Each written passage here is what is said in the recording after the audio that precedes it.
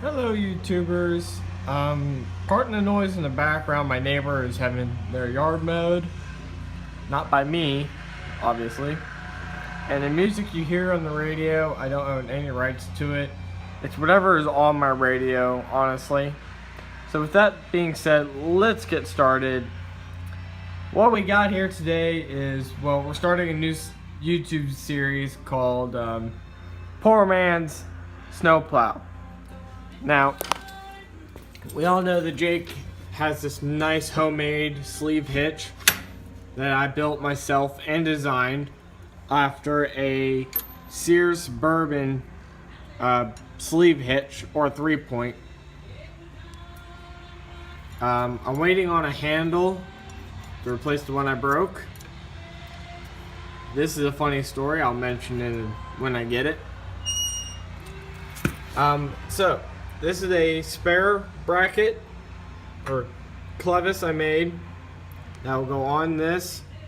It's 3 different positions because I was thinking I might put like a cedar in the back for gardening. Well, I'm using it for a snow plow. Right here, this is 2 foot of 1x2 rectangular steel that I painted black and welded on to this bracket.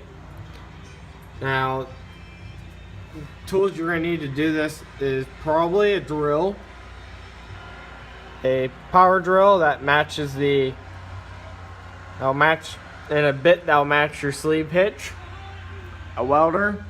I have a MIG welder or a stick or a TIG, whatever you're comfortable with. This is just steel I had on hand. This aluminum colored rod is a aluminum tube off of a weed eater that I drilled and threaded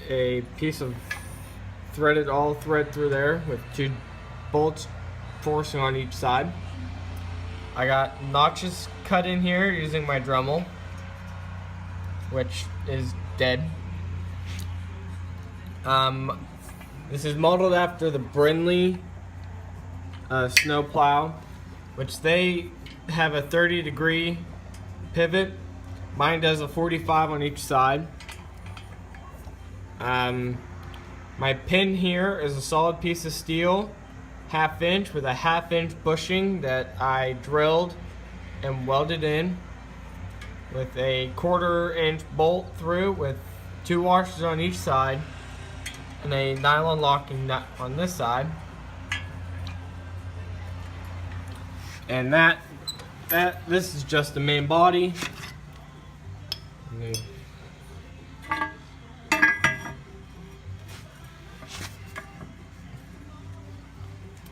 It takes 2 hands to put this on here. There. So it sits on there nice and snug. It weighs so far about 70 pounds. And this piece here, it rotates. It's a little tight because I need to put some grease in there, loosen everything up. Yeah, I'll do a 180.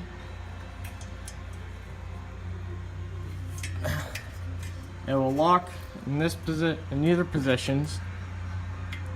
And for a blade, sorry if the camera's shaking, I'm using a 4-foot piece of 8-inch round PVC pipe, 1/4 inch wall. I got this at my local scrapyard. There's the other half. Me and my father went down and we hand cut this too to save some money. It had a 10-foot piece. I cut off at 4 foot. And you can see my cut isn't all that well. But they're 4 foot, 8-inch round, 1/4 inch thick. Nice heavy duty plastic or PVC pipe, which I'm going to use to make my mold board and the plow.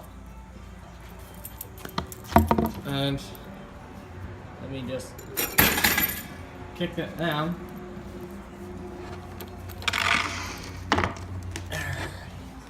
This will go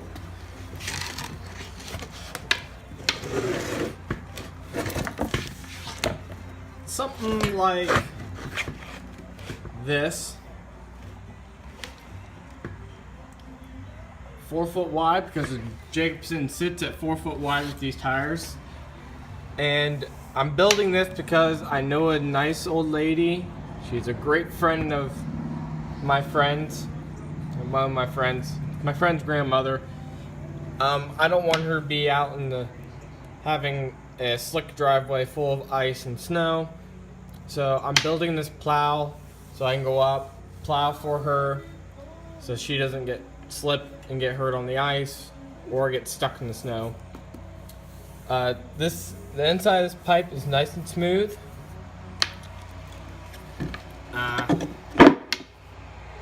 This is, I think I've said before, this is a 1/2 inch. I drilled a 1/2 inch hole through the bushing, welded it on both sides all the way through.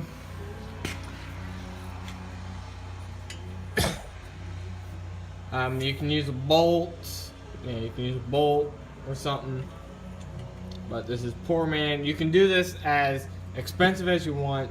So far, I got 45 bucks into it, 40 on this pipe, 5 bucks on welding wire, because I ran out of welding wire right in here. So, as you can see, I marked out 2 foot. I want this end to be the top,